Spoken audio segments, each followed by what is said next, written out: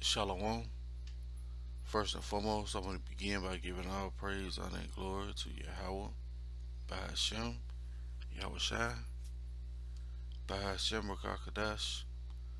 Double honors to my teachers, the apostles and elders of Great Millstone, who rule well, teach well. Much respect to the brothers laboring worldwide in truth and in sincerity. Salutations and blessings to the hopeful elect, believing on the words of Yahawah, bahasham, Yahawashi. It's your brother Dawadah here at the Church of Birmingham, Alabama, coming at you with a lesson, Lord willing, is edifying.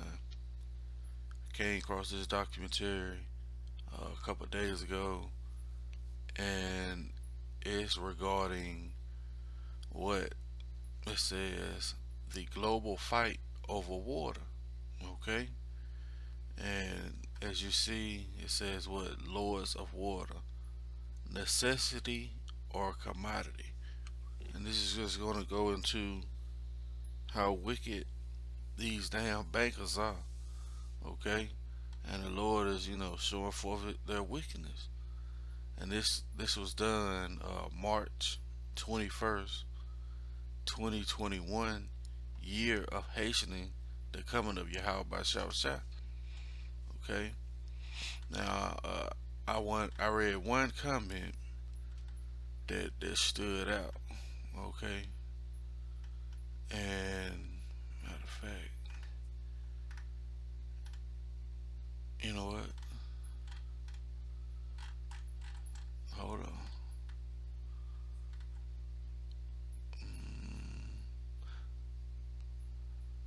Yep, this guy right here, uh, Gangbat, right? It says it's a financial product. This will lead to the final world war.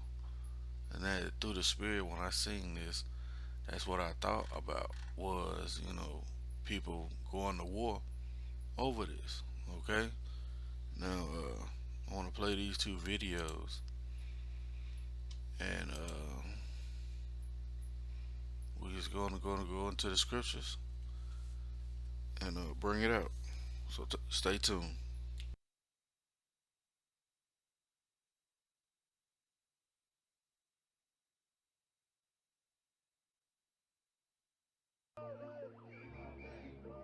With speculators pitted against protesters, the battle over the commodification of water has already begun.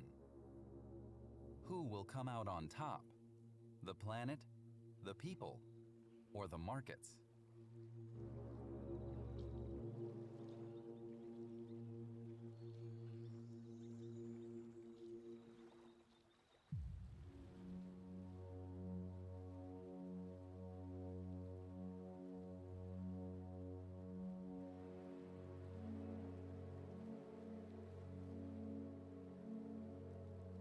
The City of London is a global financial hub.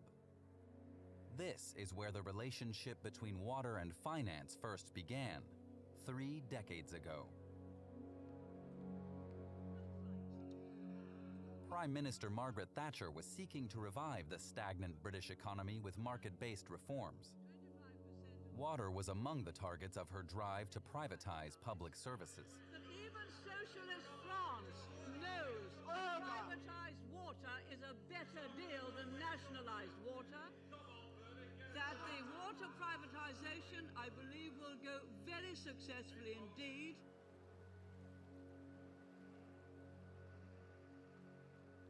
What happened was the entire system, the entire physical system, as well as the concession, was sold to the private companies.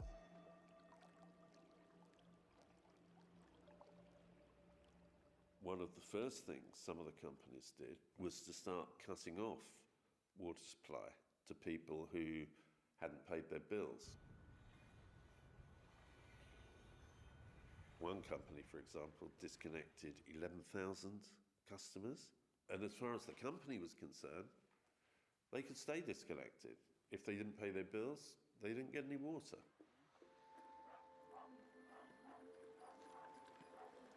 I was out on Wednesday, I come back 9 o'clock and I got no water. Coming many times do you think you'll have to make this journey then during the day? Well, I've just come down again. Well, probably another 4 or 5 times. I mean, you've got to.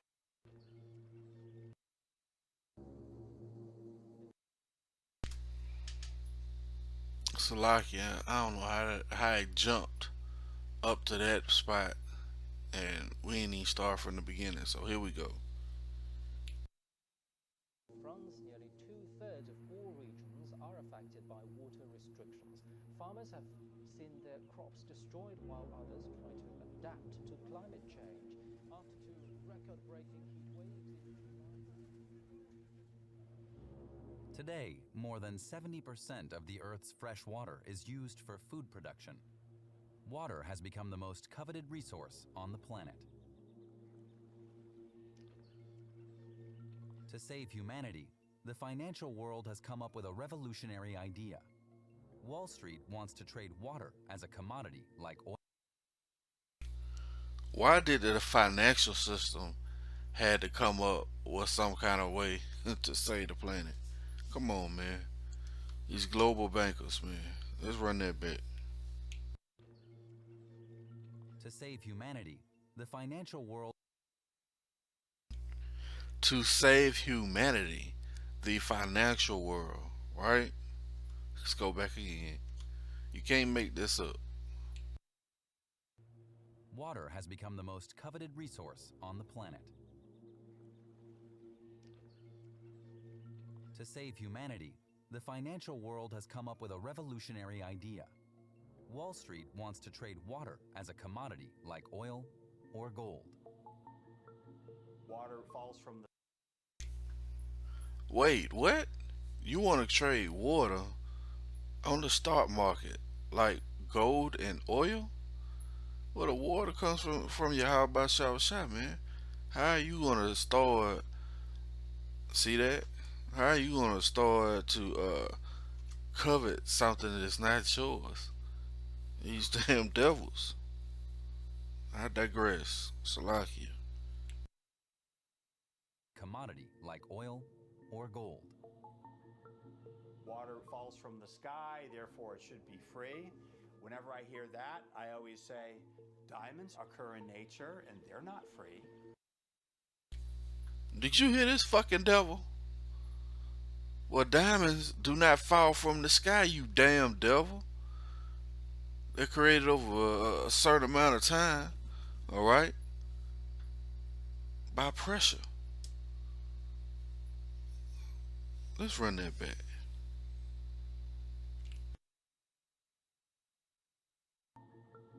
Water falls from the sky, therefore it should be free. Whenever I hear that, I always say diamonds occur in nature and they're not free. It's a financial product, like any other financial product.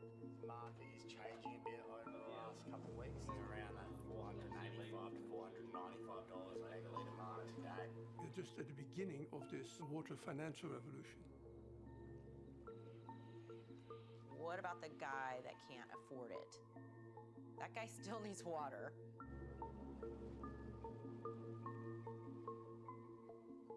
The blue gold rush has begun. Can anyone stop it?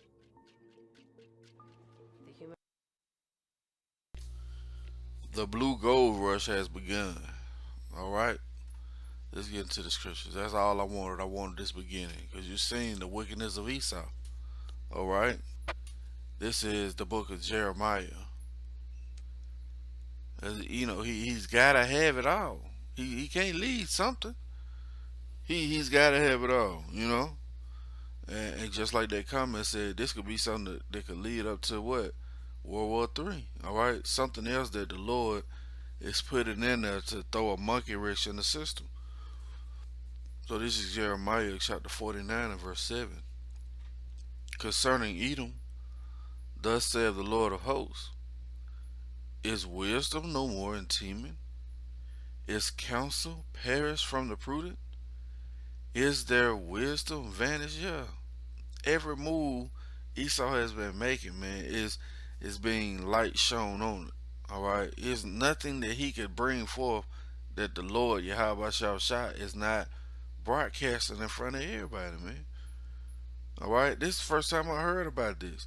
A so-called uh, blue gold revolution, as far as uh, cornering the market on water. Now, what if one country has more water than the other country, and the other when another country is running out of water? All right, you already got a drought. 2/3 of the Midwest, which is the spirit, it's a drought in the United States right now, despite all these storms, and that's so perfect with Yahawashi. He has a drought, and he's still hitting their ass with storms.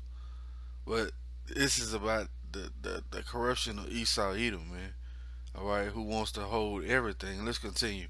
It says, "Flee ye, turn back, dwell deep, O inhabitants of Dedan, for I will bring the calamity of Esau upon him, the time that I will visit him." You see, and it's a specific time that the Lord has already prepared that He's going to visit Esau Edom, the so-called white man. All right, why? If grape gatherers come to thee, would they not leave some gleaning grapes? If these by night, will they will they destroy till they have enough? Yeah, man. Esau don't leave nothing. But I have made Esau bare. I have uncovered his secret places, and he shall not be able to hide himself. You see, his seed is spoiled, and his brethren and his neighbors, and he is not. And that's what the Lord ultimately is going to have to do with this devil, man. Because he don't know when to say when. You got to have it all, right? This is Obadiah 3. The pride of thine heart hath deceived thee, thou that dwellest in the cliffs of the rock, whose habitation is high, that saith in his heart, who shall bring me down to the ground, man? And that's what these bankers are saying. Did you see the proud look on this devil face? Well, he said that, look at this. Look at this proud ass look, man. Proud ass smug look, man. Alright, and you can plainly see they're not white, they're red. His shirt is white. He is red. Pink is red. His blood show forth through his skin. Okay? But you see, the pride of their heart hath deceived them, right? Though thou exalt thyself as an eagle, and though thou set thy nest among the stars, yeah, your weaponry, right? Thence will I bring thee down, saith the Lord. If these came to thee, if robbers by night, how art thou cut off? Would they not have stolen till they had enough? If the grape gatherers came to thee, would they not leave some grapes? Well, would they leave something? How are the things of Esau searched out? How are his hidden things sought up? And this is the spirit of the Lord. Alright? Exposing this devil, man. What they trying to take all the water now? Take all the water and then sell it to you.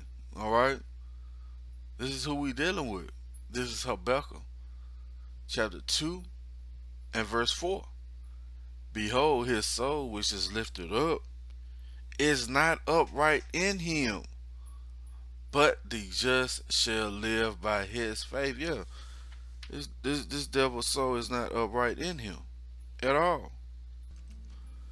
You know, going on, it reads, yeah, also because he transgresseth by wine, he is a proud man, neither keepeth at home, who enlargeth his desire as hell, and is as death, and cannot be satisfied. You see, and cannot be satisfied, but gather unto him all nations, and heapeth unto him all peoples. What is this, man? You trying to gather all the water to make it a financial resource, trade it on the stock market, to where now you're charging people for water, even more than what you're doing now as far as bottling the water, or even these damn water companies, man. You don't pay your water bill, they damn sure gonna cut it off. All right, this is the damn devil, man. This devil plainly said, if it fall, people tell me that water should be free because it falls from the sky. And this nigga went to equating diamonds in the same breath as water. You know, this who we dealing with. All right, back in Habakkuk chapter 2 and verse 6, shall not all these take up a parable against him, and a taunting proverb against him, and say, woe to him that increaseth that which is not his? See, how long? And to him that ladeth himself with thick clay. Yeah, the debt. That's the main reason why they're trying to introduce a new commodity to the stock market, right? So they can have more debt. That's what this damn devil does. It says, shall not they rise up against thee suddenly, that shall bite thee, and awake that shall vex thee, and thou shalt be for booties unto them? Yeah, you're gonna get that back, right? Because thou hast spoiled many nations, all the remnant of the people shall spoil thee, because of men's blood, and for the violence of the land, of the city, and of all that dwell therein. You see? Woe to him that covetous with an evil covetousness to his house. You see that? What is he coveting? This water. He's trying to cut off people, right? It says that and mainly he's trying to cut off you so-called Negroes, Latinos, and Native Americans. They completely cornered the market on water. Tell you that you're not going to be able to buy any water without that RFID microchip, which is the mark of the beast. Okay, this is all what this devil has planned, and the Lord is beautifully showing it. It says, "Woe to him that coveteth with an evil covetous to his house, that he may set his nest on high, that he may be delivered from the power of evil." Yeah, this devil actually think that he's going to be delivered. All right. It says, why do the heathen imagine a vain thing? It says, thou shalt consulted shame. Thou hast consulted shame to thy house by cutting off many people, and hast sinned against thy soul. Yeah, and they're gonna try and use that to cut off many people. All right, well, you're not able to get water, man. This the damn devil that we're dealing with. Let's go to Isaiah chapter 33 and verse 1. Woe to, oh, look at that, the judgment of God, the judgment of the Most High, right? It says, woe to thee that spoilest, and thou wasn't not spoiled, and dealest treacherously, and they dealt not treacherously with thee. When thou shalt cease to spoil, thou shalt be spoiled. Yeah, and that's what eventually is going to happen to Esau Edom. They're going to be spoiled. All right? And when thou shalt make an end to deal treacherously, they shall deal treacherously with thee. And that's what this is, man. Unrighteous decrees, treacherous dealings, man. All right, but you see, the Lord is showing this covetous, evil serpent, man. All right, you even look like a damn eagle with that nose. You know, proud as hell. Let's go to Micah, chapter 2, and verse 1. The point is in verse 2.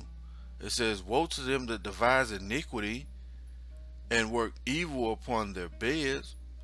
When the morning is light, they practice it, because it is in the power of their hand. Yeah, it's in the power of their hand to try and make water a commodity on the stock market, man.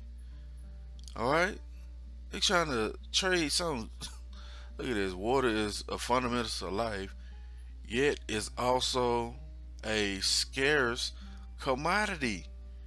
See that? A scarce commodity. It says, in many cases, greed and mismanagement are causing this life giving essential to run dry, right? What happens when water is monetized?